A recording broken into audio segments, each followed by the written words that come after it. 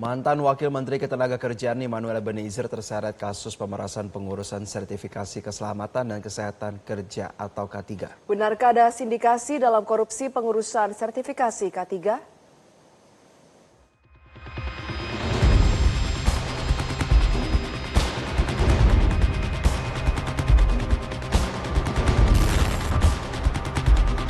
Wakil Menteri Ketenagakerjaan Immanuel Ebenezer alias Noel yang mengenakan rompi khas tahanan KPK terlihat berjalan menuruni anak tangga gedung KPK bersama 10 tersangka lainnya. Dengan tangan terborgol, Noel digiring menuju ruang konferensi pers KPK untuk disampaikan konstruksi perkara yang menjeratnya. Noel terlihat menangis. Ia juga sempat mengusap kedua matanya. Setelah itu, Noel terlihat tersenyum seraya mengepalkan tangannya yang sudah terborgol ke atas. Ya, Zilvia, saya kebetulan ada di sana, tadi yang di sebelah Bung Samsul sebagai kuasa hukum beliau. Saya duduk di situ dan saya melihat Bang Noel itu turun. Saya agak terenyuh juga, miris juga buat saya.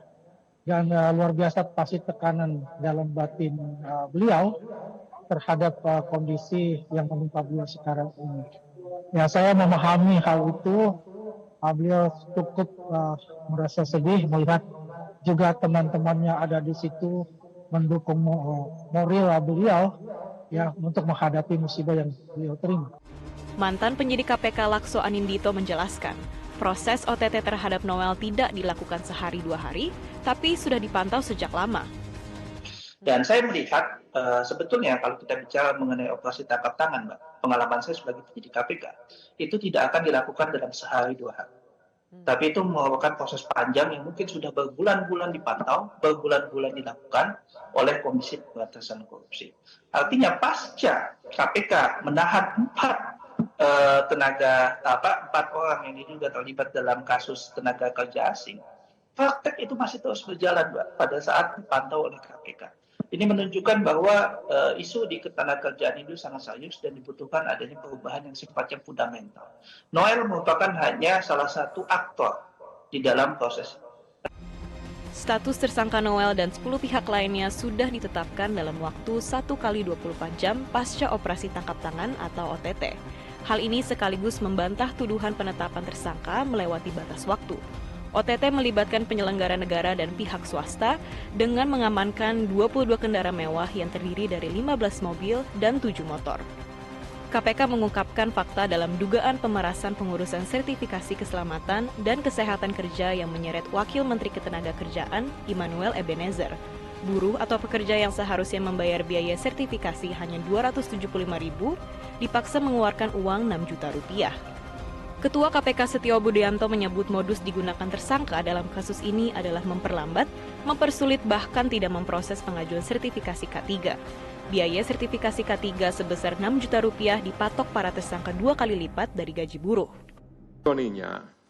Ketika kegiatan tangkap tangan, KPK mengungkap bahwa dari tarif sertifikasi K3 yang sebesar Rp275.000, tapi fakta di lapangan menunjukkan bahwa para pekerja atau buruh harus mengeluarkan biaya hingga Rp6 juta karena adanya tindak pemerasan dengan modus memperlambat, mempersulit, atau bahkan tidak memproses permohonan pembuatan sertifikasi K3 yang tidak membayar lebih tersebut. Sementara itu, 1 unit kendaraan roda 2 diamankan dari Noel, dari 22 kendaraan yang disita KPK dalam operasi tangkap tangan. Selain motor, Setio menyebut Noel mendapatkan uang miliaran rupiah. Menurut Setio, uang yang masuk ke kantong Noel berpindah tangan pada 2024. Uang itu berasal dari 80 perusahaan di bidang PJK3. Kemudian, sejumlah uang tersebut mengalir kepada pihak penyelenggara negara, yaitu IEG, sebesar 3 miliar pada bulan Desember 2024. Kemudian FAH dan HR sebesar 50 juta per minggu. Mantan penyidik KPK Lakso Anindito menyebut, kasus Noel menunjukkan bahwa korupsi di Kementerian Ketenagakerjaan sudah terbentuk sindikasi. Dengan melihat apa yang disampaikan oleh Komisi Pemberantasan Korupsi, yang langsung disampaikan oleh Ketua KPK, Pak Setio Budianto, saya melihat memang di dalam kasus ini, Mbak, yang pertama, ada satu pola di mana KPK, kalau kita sama-sama ingat, baru 4 minggu lalu itu melakukan proses penahanan atas 4 orang yang diduga melakukan pungutan ilegal terkait dengan tenaga kerja asing di kementerian yang sama yang dipimpin oleh Pak Noel. Artinya belum sampai 4 minggu KPK melakukan operasi tangkap tangan terkait dengan pungutan lain, yaitu K3.